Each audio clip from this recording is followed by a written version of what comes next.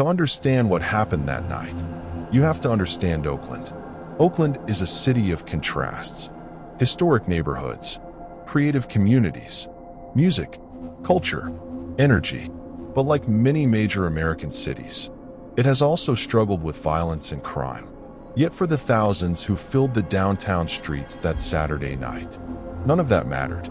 Because the city was alive, bars were full, music echoed down the streets, and people were simply enjoying the weekend.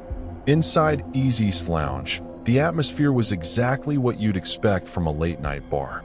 Dim lighting, music pounding through speakers, friends leaning across tables, shouting conversations over the noise. It was the kind of place where strangers could become friends by the end of the night, and where no one expected danger to arrive through the front door. It was shortly after 3:30 in the morning. Most clubs were already closing, but inside the lounge, the party wasn't finished yet. People danced. Others stood near the bar ordering drinks. And in the middle of it all were two people whose lives would soon become part of a tragic story. One of them was Tia Bobo, a teacher, a writer, someone known by her students for bringing creativity into the classroom. The other was Marquise Martin, a young father. Friends described him as someone who loved spending time with family and enjoyed the nightlife scene. Neither of them knew that the next few minutes would be the final minutes of their lives. Every tragedy has a beginning. Sometimes it begins quietly. A look, a misunderstanding, a few words exchanged between strangers. Witnesses would later tell investigators that an argument broke out inside the bar. No one knows exactly what was said, but the tension was obvious. Voices rose. People nearby began turning their heads. Arguments in bars are common. Most end quickly. A bouncer intervenes. Someone leaves, and the night moves on. But on this night, something very different happened. At first, many people didn't even realize what they were hearing. The music was loud. Bass vibrated through the walls. Then suddenly, a sharp cracking sound cut through the room. Some people thought it was a speaker popping. Others thought someone dropped a bottle. But then came another shot, and another. And suddenly the truth became impossible to ignore. Gunfire. Inside the bar. The moment panic spread through the crowd. Everything collapsed into chaos. Don't forget to click on the subscribe button below if you're interested in reading more stories like this. Chairs crashed. Glasses shattered. People screamed as they rushed toward the exits. Some dove under tables. Others pushed through the crowd, trying to reach the doors. In the confusion, no one knew where the shooter was, or how many shooters there were. And that uncertainty made the situation even more terrifying. Because every second, someone else might be pulling the trigger. 7 people were struck by bullets. Some collapsed instantly. Others staggered toward the exits, bleeding and desperate for help. The music finally stopped, but the screams did not. Within minutes, the streets outside the bar were filled with chaos. People ran into the night, some crying, some injured, some trying to call friends who had been inside. Emergency services rushed to the scene. Police cars, ambulances, flashing lights cutting through the darkness. Paramedics moved quickly to treat the wounded. But for 2 victims, it was already too late. Among those killed was Tia Bobo. She was 33 years old, an 8th grade English teacher who loved literature, poetry, and creativity. Students described her as someone who encouraged them to express themselves through writing. For many young people, she wasn't just a teacher. She was a mentor. And now, she was gone. The second victim, Marquise Martin, was only 25 years old. A father, a friend, someone whose family would soon receive a call that would change their lives forever. He was rushed to the hospital after the shooting. But hours later, he died from his injuries. 2 lives lost, 5 others wounded, and a city searching for answers. But here's where the story becomes even more disturbing. When investigators began searching the crime scene, they didn't find just one gun.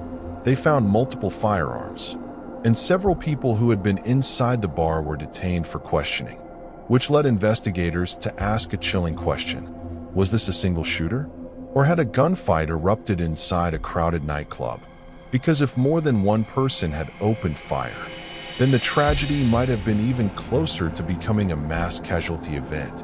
And the truth hidden inside the surveillance footage would soon reveal something investigators didn't expect. Don't forget to click on the subscribe button below if you're interested in reading more stories like this.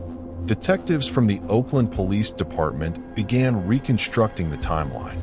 Witness interviews, security cameras, phone videos from people who had been inside the bar. Each piece of evidence became part of a puzzle. Investigators examined every frame of surveillance footage. Who started the argument? Who pulled the first weapon? Who fired the shots? But the answers weren't simple. Because crowded bars create confusion. People move quickly, lights flash, and chaos hides the truth. News of the shooting spread quickly. Local media reported the tragedy within hours. By the afternoon, the story had spread across the country. Another bar shooting, another night of violence. But for Oakland residents, this wasn't just another headline. It was personal, because everyone knew someone who had been there, or someone who knew someone who had. And suddenly the city was asking difficult questions. How did guns get inside the bar? Could the violence have been prevented? And most importantly, who was responsible? Inside Easy's lounge, the party atmosphere had vanished. Yellow police tape sealed off the entrance. Evidence markers dotted the floor. Broken glass still covered the ground. Detectives photographed everything. Every bullet casing, every damaged table, every drop of blood, because every detail could help uncover the truth. But crime scenes often reveal something else as well. The sudden, brutal interruption of normal life. Moments before the shooting, people were laughing. Now the room was silent. Don't forget to click on the subscribe button below if you're interested in reading more stories like this. While investigators search for answers, families received the worst news imaginable. Parents, friends, children. The phone calls came early in the morning. No one is ever prepared for those conversations. And in homes across the city, grief began spreading like a shockwave. For the families of the victims, the investigation mattered. Justice mattered. But nothing could bring their loved ones back. The community mourns. Outside the bar, candles began appearing. Flowers lined the sidewalk. People gathered to remember the victims. Students wrote messages for their teacher. Friends shared memories of the lives lost. Moments like these remind a community of something important.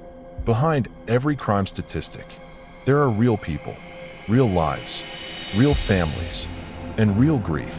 Even now, investigators continue examining evidence. They continue searching for answers. Because shootings like this rarely leave behind simple explanations. Arguments escalate. Emotions explode, weapons appear, and lives change forever in seconds. But perhaps the most haunting part of this story is this. Just minutes before the gunfire, everyone inside that bar believed they were safe. Let me know what you think. Don't forget to like, share, and subscribe.